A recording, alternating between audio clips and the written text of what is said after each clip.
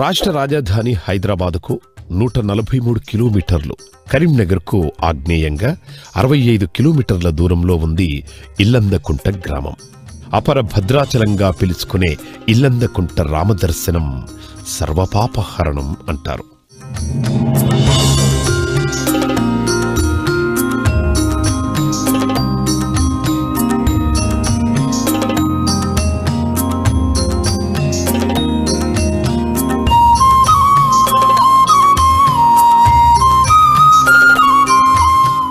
ప్రశాంతమైన వాతావరణంలో విశాలమైన ప్రాంతంలో వెలిసింది ఈ దేవాలయం. చాలా ఏళ్ల నాటి ఈ గుడికి 4 వైపులా 4 ప్రవేశ ద్వారాలు ఉన్నాయి. చుట్టూ తెలుపు రంగు గోడలు, మధ్య మధ్య జాజి రంగు గోడల మీద దేవీదేవతల విగ్రహాలతో గుడి ప్రాంతమంతా ఆధ్యాత్మిక వాతావరణం వెల్లివిరుస్తుంది.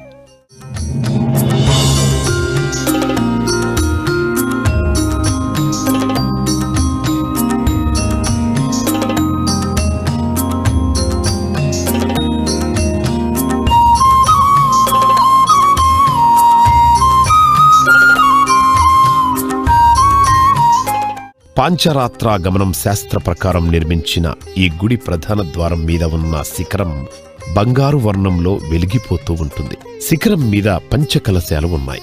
పశ్చిమ ముఖానికి ఉన్న ఈ ద్వారం మధ్యలో సీతారామ లక్ష్మణులను సేవిస్తున్న దీని గుండా ప్రవేశించే వారికి గర్భగుడి వెనక వైపు నుంచి కనిపిస్తుంది.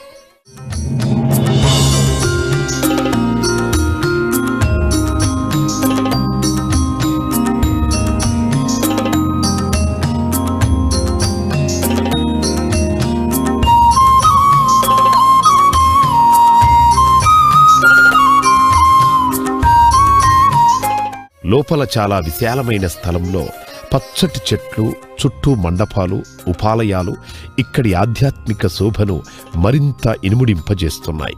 గుడి లోపలి వైపు గోడల మీద కూడా దేవీదేవతల విగ్రహాలు, పురాణ ఘట్టాలకు సంబంధించిన విగ్రహాలు ఆకర్షిస్తూ ఉంటాయి.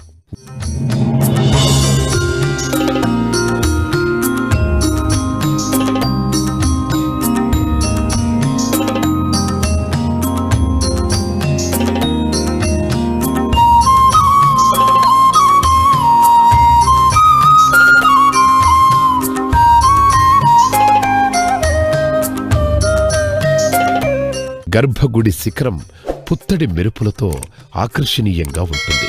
దానిమీద శేషపాన్పుపై సేద తీరుతున్న రాములవారు, ఆయనకు పాదసేవ చేస్తున్న సీతాదేవి, నాభి కమలంలో బ్రహ్మ తలాపున లక్ష్మణుడి విగ్రహాలు దర్శనమిస్తాయి.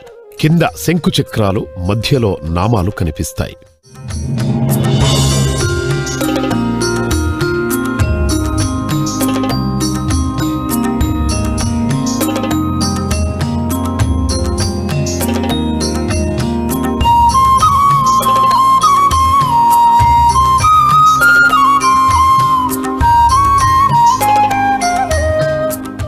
ఎత్తుగా ఉండే ప్రతి ద్వారం రాతి కట్టడంతో ఉంటుంది.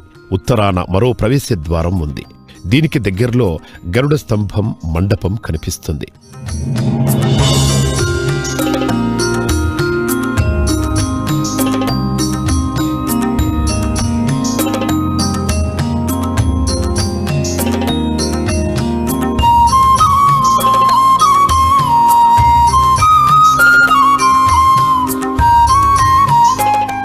పశ్చిమాన మరో కోనేరు కనిపిస్తుంది.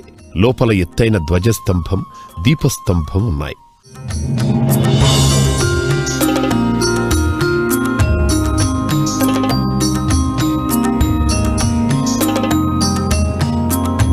శ్రీరామచంద్రమూర్తి వనవాస సమయంలో ఇక్కడ సేద తీరుతుండగా తన తండ్రి దశరథుని మరణవార్త తెలిసింది. వెనుదిరిగి వెళ్లలేక వెంటనే ఇక్కడి ఇల్లంద వృక్షాల గింజలతో తండ్రి శార్థకర్మలు చేసినట్టు చెబుతారు.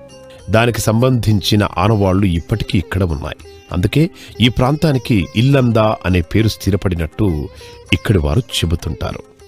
సీతారామచంద్ర స్వామి వారు అయోధ్య నుండి అరణ్యవాసం బయలుదేరు సమయంలో ఇదంతా అరణ్య ప్రాంతము. ఈ అరణ్య ప్రాంతములో చిన్న కొండ చివరి భాగములో ఇల్లంద చెట్టు అనే వృక్షం ఉంది. ఆ వృక్షం కింద స్వామి అలసట తీర్చుకునే సమయంలో తన తండ్రి గారైన దశరథ మహారాజు మరణ వార్త విని చాలా దుఃఖించి అక్కడి నుండి వెనుకకు వెనుదిరగలేక ఆ ఇల్లంద పలుకులతోనే తన తండ్రి గారి శ్రాద్ధాలు ఆచరించడం జరిగింది. అప్పుడు ఆ త్రేతాయుగం నాడే రామచంద్రమూర్తి తన తండ్రి గారి దశరథ మహారాజు తీర్థ తిరువధ్యయనాలు చేయడం జరిగింది. అందుకోసమే ఈ స్థలమే చాలా నాకు బాగున్నదని చెప్పి అప్పుడు ఆ ఇల్లంద చెట్టు కిందనే తన తండ్రి గారి శ్రాద్ధాలు ఆచరించారు. అందుకొచ్చి ఈ ఇల్లంద మరియు కుంట అంటే ఆ కుంట అంటే చిన్న చివరి భాగము, లోతు భాగము, ఆ తర్వాత ఇల్లంద ప్లస్ కుంట. కాబట్టి ఇల్లంద చెట్టు ప్రాశస్తం వలన ఇల్లంద కుంటగా ఆ రోజే నామకరణం చేయడం జరిగింది.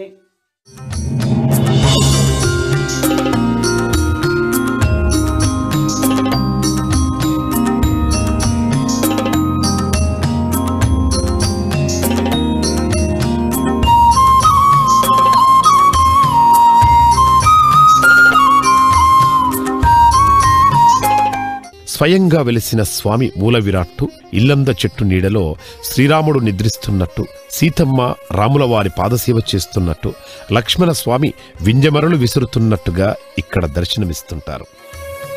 ఆ కొండ చివరి భాగములో నేను ఇక్కడనే వెలుస్తాను అని చెప్పి అదే మాదిరిగా రామచంద్రమూర్తి ఆ సురికలో రామచంద్ర స్వామి వారు పడుకొని వారి పాదసేవ, సీతమ్మ వారి పాదసేవ చేస్తున్నట్లుగా, లక్ష్మణస్వామి వింజావర వేస్తున్నట్లుగా రాతికి వెలవడం జరిగింది.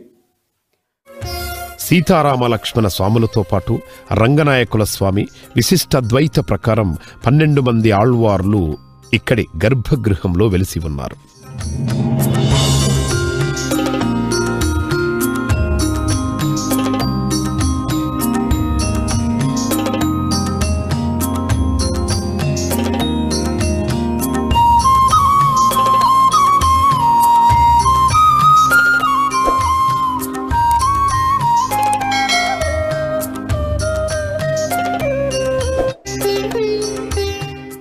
గర్భగృహానికి ముందు వైపున జయ విజయుల దర్శనం కలుగుతుంది.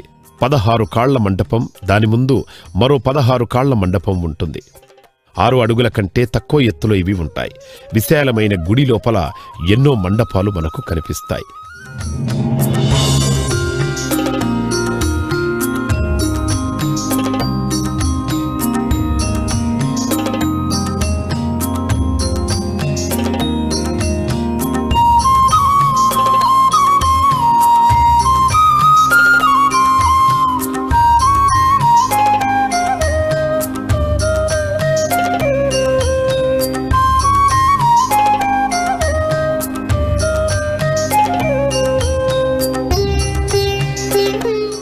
గర్భగృహానికి పక్కనే ఆండాళ్ అమ్మవారి దర్శనం కలుగుతుంది. ఇల్లంద రామాయణానికి ఎక్కడా లేని మరో ప్రత్యేకత ఉంది.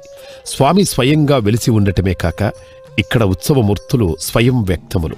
ఉత్సవమూర్తులకు పుట్టుమచ్చలు కలిగి ఉండటం మరో ముఖ్య విషయం.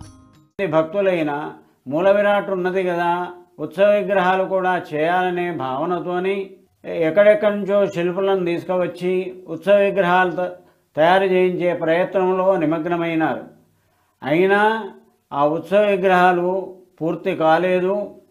కాలన్నా చెయ్యన్నా ఏదన్నా ఒకటి భిన్నమైతుండేది.